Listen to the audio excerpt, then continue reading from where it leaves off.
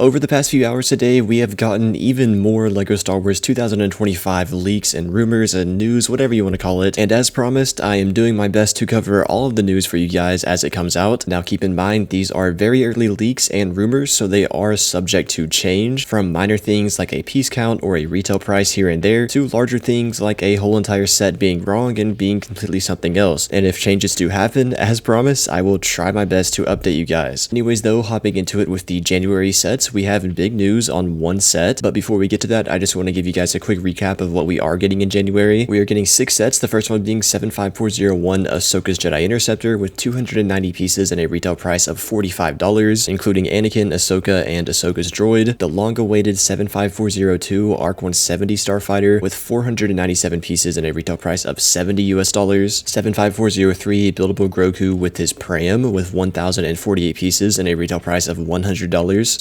75404 Mini-Scale Acclimator with 450 pieces and a retail price of $50. 75405 Mini-Scale Home 1 with 559 pieces and a retail price of $70. And then lastly, 75410, a 4 Plus Mandalorians in 1 Starfighter with 92 pieces and a retail price of $30. And the new information we have is regarding the ARC-170. After weeks of speculation, we finally know the minifigure lineup of this set, and thank God I can say that as of now, it is said to be having 3 clone pilots, that being Captain Jag, who was in the 2010 model, Oddball, and another unnamed Phase 2 pilot, as well as R4P44. I don't know who that is, I guess it's just an astromech droid, but I am so happy that we're actually getting 3 pilots in this set, and better yet, 2 of them are going to be named pilots, with Oddball, who I'm pretty sure has never been made before. I know Captain Jag has been made, and the reason I'm happy about this is because the 2010 model only had 2 pilots and Kit Fisto, so you had to sit Kit Fisto in the 3rd seat of the ARC-170, and it just looked off, and I was really hoping that this one was not going to have that issue, and I am relieved to say that it's not going to. We are going to have 3 clone pilots. Now, some people are disappointed that we're not getting an extra Jedi, and you know, this set is $70. It very easily could have included an extra Jedi like Plo Koon or Kit Fisto, which I would have liked, but I don't really care about that. I'm just happy to see that we're actually getting 3 clone pilots, because again, I really did not like how the 2010 model only had 2 and then Kit Fisto. The next new information we have gotten is about sets releasing later in the year, maybe spring or summer of 2025, and there were 3 sets we already knew of, the first one being a buildable chopper, set number 75416 with 1000 pieces and a retail price of $100. 75407, a buildable LEGO Star Wars logo, yes you heard me right, with 650 pieces and a retail price of $80, as well as a rumored Jango Fett set, or just a set that was going to include Jango Fett, which we actually know the identity of now, but I will get to that in a minute. Anyways though, we knew of these 3 sets and we didn't know when they were going to release, but now we know they're going to be a part of the May wave, which is kind of strange because it seems like as of now, LEGO is just not going to have a March wave next year, although again, it is extremely early, so that's very easily subject to change. Anyways though, like I said, the identity of that Jango Fett set has been revealed, or I guess it's rumored or leaked, whatever you want to call it. A lot of people are making speculations, like maybe a mech or a Jango Fett Slave 1 remake, but sadly it turns out it is just a Jango Fett helmet, and it is going to have 850 pieces and retail for $80 US. Now, is this disappointing? Yes,